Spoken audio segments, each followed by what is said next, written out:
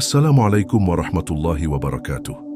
Setelah kita bahas panjang tentang sunnah-sunnah harian Rasulullah Shallallahu Alaihi Wasallam, dari mulai cara beliau makan, tidur, berpakaian, sampai tertawa, sekarang kita masuk ke pembahasan yang jauh lebih dalam, yaitu tentang ibadah beliau.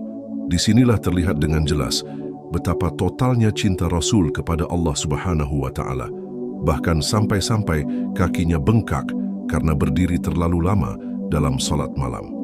Padahal beliau sudah dijamin surga, dosa-dosanya sudah diampuni. Nah, disinilah kita akan belajar bahwa ibadah bukan sekadar kewajiban, tapi wujud cinta, kedekatan, dan ketundukan yang dalam. Bagaimana Rasulullah beribadah? Rasulullah Shallallahu Alaihi Wasallam adalah sosok yang ibadahnya begitu lengkap, seimbang, dan menyentuh hati. Salah satu bentuk ibadah yang paling menonjol dari beliau adalah salat malam atau qiyamul lail. Diriwayatkan dalam hadis riwayat Al-Bukhari dan Muslim dari Aisyah binti Abu Bakar radhiyallahu anha, beliau berkata, Rasulullah salat malam hingga kedua kakinya bengkak. Aku bertanya kepadanya, wahai Rasulullah, bukankah Allah telah mengampuni dosamu yang telah lalu maupun yang akan datang? Lalu beliau menjawab, tidakkah aku ingin menjadi hamba yang bersyukur? Itu artinya, ibadah beliau bukan karena takut, tapi karena syukur dan cinta, sebuah level yang luar biasa. Kalau kita perhatikan, Rasulullah itu selalu melaksanakan ibadah dengan tumakninah, tenang, pelan, dan penuh penghayatan. Tidak pernah beliau terburu-buru saat rukuk, sujud, atau membaca Al-Quran. Bahkan kadang satu ayat bisa diulang-ulang dalam salatnya. Seperti dalam riwayat dari Abu Dzar Al-Ghifari radhiyallahu anhu, ia berkata, suatu malam aku salat bersama Nabi Shallallahu Alaihi Wasallam.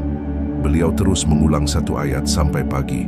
Ayat itu adalah, jika engkau menyiksa mereka maka mereka adalah hamba-hambamu, tapi jika engkau mengampuni mereka maka engkaulah yang maha perkasa lagi maha bijaksana. Surah Al-Ma'idah ayat 118. Begitulah Rasulullah benar-benar menghayati setiap kalimat dalam ibadahnya, bukan sekadar bacaan tapi curahan hati. Selain solat, Rasulullah juga rajin berpuasa. Bukan cuma Ramadan tapi juga puasa Senin Kamis, puasa Ayyamul Bidh, dan puasa di bulan-bulan suci. Dalam hadis riwayat Muslim, Aisyah radhiyallahu anha mengatakan, Rasulullah biasa berpuasa sampai kami mengira beliau tidak berbuka. Dan beliau biasa berbuka sampai kami mengira beliau tidak berpuasa. Namun tidak pernah aku melihat Rasulullah berpuasa sebulan penuh selain Ramadan. Dan tidak pernah aku melihat beliau berpuasa dalam sebulan lebih banyak dari bulan Sya'ban.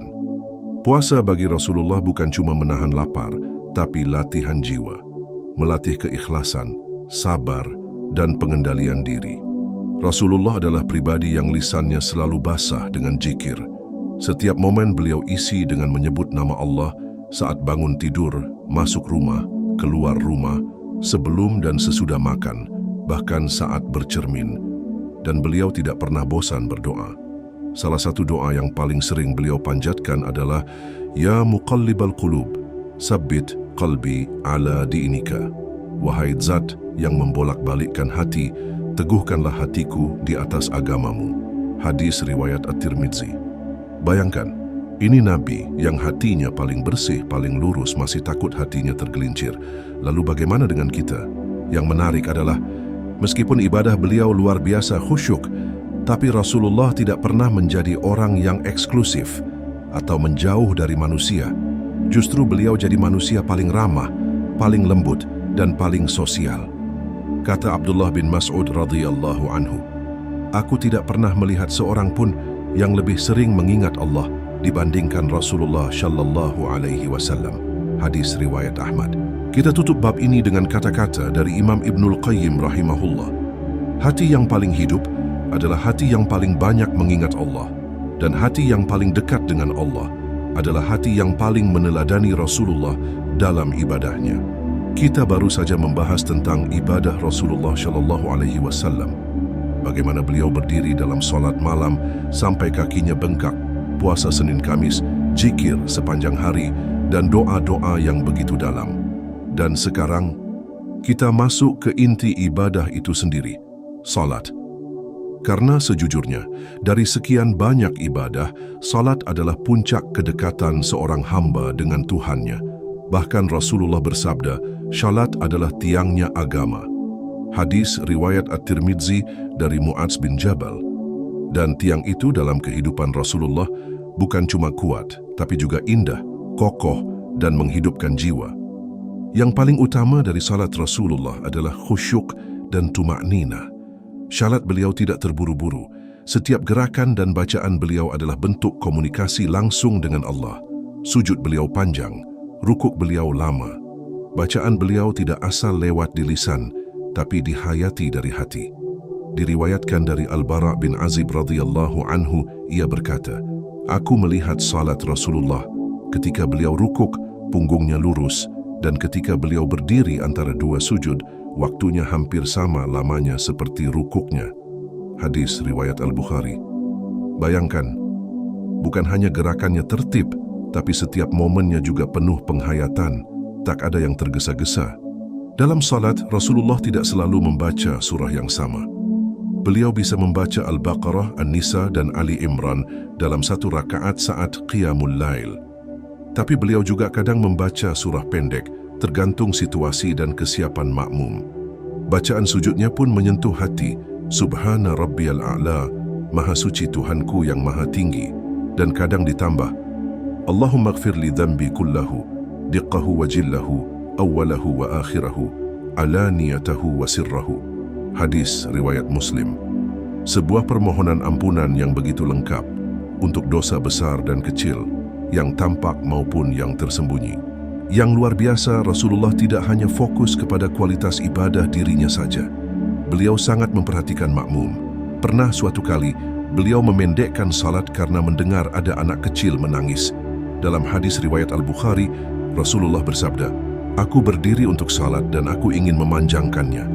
Namun aku mendengar tangisan anak kecil, maka aku percepat salatku, karena aku tahu betapa ibunya cemas terhadap anaknya." Lihat betapa lembutnya Rasulullah. Bahkan dalam ibadah, hati beliau penuh empati.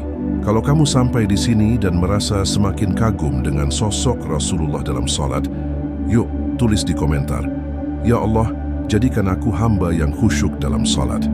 Jangan lupa juga untuk klik like, agar makin banyak yang termotivasi belajar dari sunnah Nabi.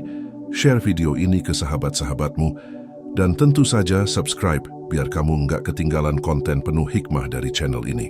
Waktu-waktu salat yang disukai Rasulullah. Rasulullah selalu menjaga waktu salat. Beliau bersabda, amalan yang paling dicintai Allah adalah salat pada waktunya. Hadis riwayat Al-Bukhari dari Abdullah bin Mas'ud. Dan beliau sangat menyukai salat subuh berjamaah, karena menurut beliau itulah waktu pergantian malaikat penjaga malam dan siang. Setiap kali Rasulullah menghadapi masalah berat, beliau tidak lari kepada manusia. Beliau lari kepada Allah melalui salat. "Wahai Bilal, istirahatkan kami dengan salat." Hadis riwayat Abu Dawud. Ya, bagi Rasulullah, salat bukan beban, tapi pelipur lara. Coba kita tanya diri kita, apakah kita juga merasakan hal yang sama atau justru merasa berat melakukannya? Pernah suatu malam, Umar bin Khattab radhiyallahu anhu salat malam dan membaca satu ayat dari surah Ats-Tsur. "Sesungguhnya azab Tuhanmu pasti terjadi, tidak ada yang bisa menolaknya." Surah At-Tsur ayat 7-8. Beliau terus mengulang ayat itu sambil menangis, sampai tubuhnya menggigil, dan beliau jatuh sakit karenanya selama beberapa hari. Begitulah para sahabat, mereka meneladani Rasulullah, bukan hanya dalam gerakan, tapi juga dalam rasa takut dan cinta yang mendalam kepada Allah. Dan kita tutup bab ini dengan kata-kata dari Imam Al-Ghazali rahimahullah dalam kitab Ihya Ulumuddin.